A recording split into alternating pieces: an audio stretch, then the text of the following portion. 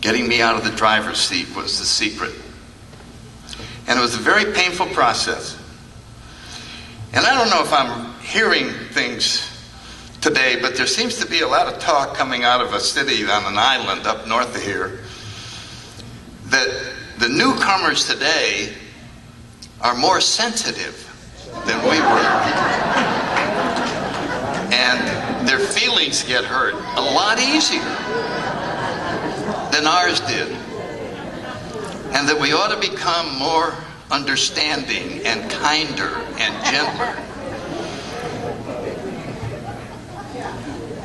I can't tell you my reaction to that because it wouldn't be polite. I do not know any way to puncture the human ego that isn't painful. And if we don't get in there and smash the pride and the ego, we're signing their death warrant.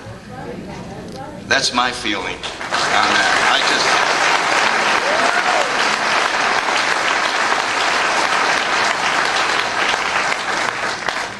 This is the end of my political speech.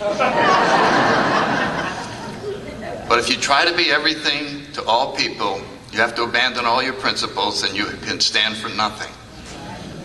And we need to maintain Alcoholics Anonymous just the way it is. It is perfect.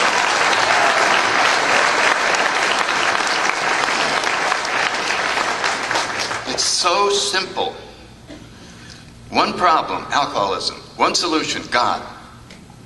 I mean, how simple can it get? And I am so thrilled to be part of this. I'm most grateful for experiencing God. And when I sponsor people, I tell them, I personally will guarantee that you have a spiritual awakening if you do exactly what I tell you. And they said, gee, people ask me, well, how could you promise that? What do you mean? And I said, well, I like this line. They will always materialize if you work for them. That's what I hang my hat on. And if you do the work, you're going to have this awareness. You're going to suddenly realize that God is doing for you what you couldn't do for yourself. This realization is called a spiritual awakening. You experience it yourself. You're suddenly sitting there just going, these aren't a bunch of coincidences. This is that God they're all talking about. And when that happens, we realize why we were put here in the first place. And it was to have that experience. It was to come home again. It was to come back from this terrible prodigal son journey that we've all been on until it got desperate. And I am so glad for all the desperate things that happened to me, because the human ego does not crack open easily. And when it does, you talk about wanting the hand of AA to be there. That's the moment that it has to be there. And we call it when the mind is open. The mind is open. For some unknown reason, my mind opened a little tiny bit, and my sponsor said, come on, follow me, and I did. Come on, follow me, and I did. And based on that one surrender, all the things good in my life have taken place. The beginning of the 12 and 12, I think I mentioned this earlier. Who cares to admit complete defeat? Nobody. But the more complete our surrender, the more the victory will be. The more you will enjoy it. The more you will never go back out. This 100% surrender is the ticket. It sounds like that, gee whiz, that's hardly getting started, but there it is. They talk about if you've been sober 4 or 5 years and you wonder what's wrong, maybe you didn't finish the first step. Maybe you almost gave up. Maybe you put up a white flag with a conditional flag over here on the side. I'm surrendering most, but I want to keep in charge of this. So those of you that are new tonight, that you came in and you feel like, God, this is the bottom. I'm down at the very bottom. That's it. That's the place to be. Oh, man. That's the only starting point for this wonderful journey. Is a bottom where you say, this is it. And then you just have someone take your hand. You're through.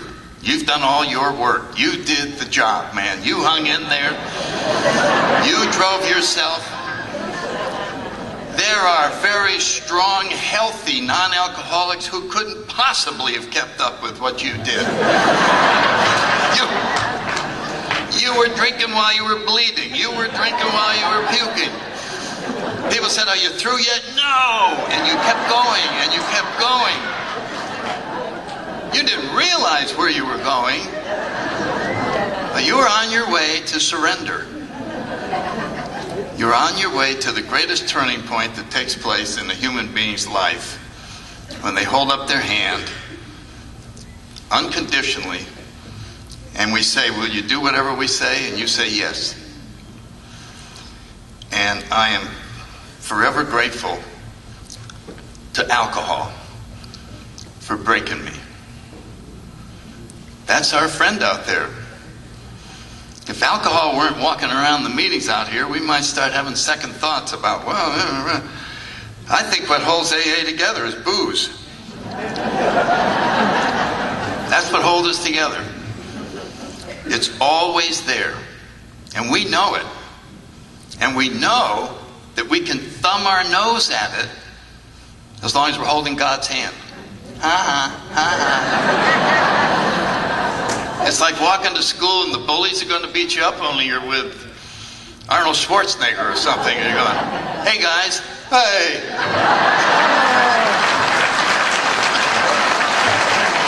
Hi. Sorry. I'm not alone today. So when alcohol knocks on the door, you say, I'm sorry, I'm not alone today, and he'll go knock somewhere else. We have a lot of fun in AA. My friend Ernie Kurtz, I've got a few more minutes, I guess so. I think I talked about him earlier, that he's our historian, one of the best historians. And he also gives workshops. He did an Akron workshop for AA archivists. You know, we have archivists who keep our state, and he teaches them and, you know, talks about it. And in the course of one of his lectures, it's actually in one of his secondary books, they ask him, now that you've studied AA, how long do you think it'll last? Which historians get asked that question. And he said, there's nothing that could touch AA. If anything's going to happen, it'll have to happen on the inside. It'll have to happen because AA starts to lose its unity. It starts to divide and so on down. And so he said, a real AA meeting, somebody asked him what a real AA meeting was, and he said, well, I gave it some thought, and this is what I came up with. A real AA meeting has a membership. All of the members need to be there. They need to be there. They're not there because somebody thought they ought to go there and they're hanging around there. They know in their heart they desperately need to be there. That's a cool group. If everybody in the group desperately needs to be there. He said the second thing, they speak the language of the 12 steps. They talk of character defects. They talk of surrender. They talk of meditation. They talk of the amends step. They talk about helping others. We just speak AA.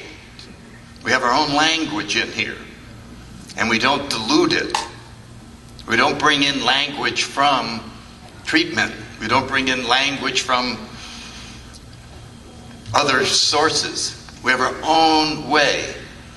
We have alcoholism. We don't have alcohol addiction. Do you see the difference? We have our own vernacular in here.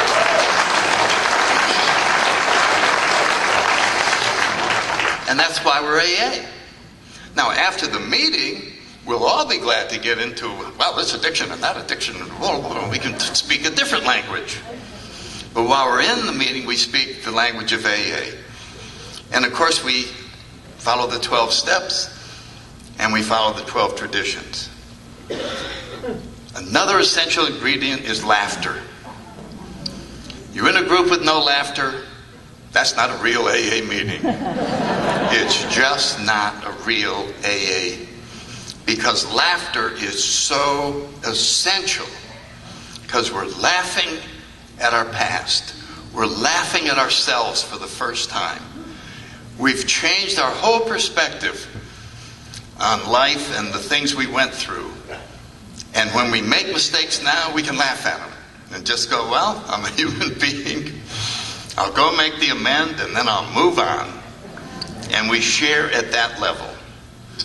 And then he went on to say, the worst AA meetings are near treatment centers and universities. And I won't comment on that, but that was because I grew up in the university atmosphere, and they have a different approach to looking at life.